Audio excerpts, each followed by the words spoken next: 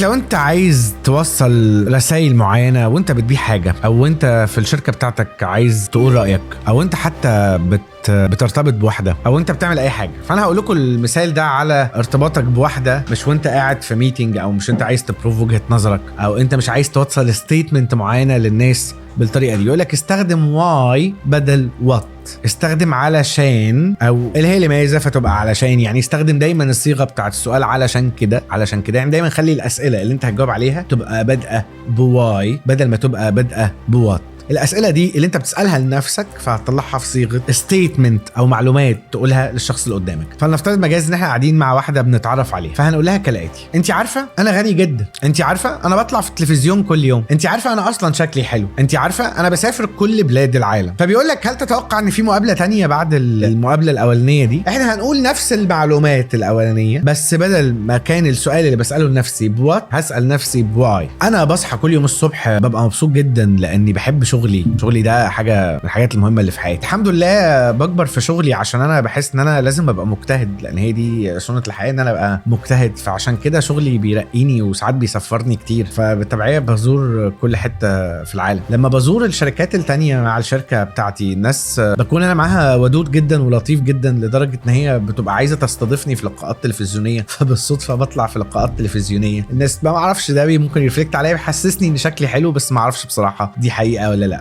بجتهد، بعمل عليا جدا جدا جدا جدا في شغلي، فعشان كده بحس ان هم بيكافئوني فبيدوني مرتب حلو، ده مخلي حياتي كويسه، فعايش في بيت كويس وعندي عربيه كويسه. فدايما اسال نفسك اسئله بواي تبقى اجابتها علشان، فتعرف تقول ستيتمنتس في قرارات بناخدها في ميتينجز بس مردود عليها بعلشان. مردود عليها كان سالت نفسي ليه فرديت علشان. انا معايا عربيه، انا بشتغل حلو وبجتهد في شغلي، فربنا بيبارك لي والناس بتكافئني، فعشان كده بيدوني فلوس كتير، فبقى معايا عربيه. لو عجبك الفيديو اكتب لي في الكومنت تحت رايك وهتلاقيني طلعت لك تاني.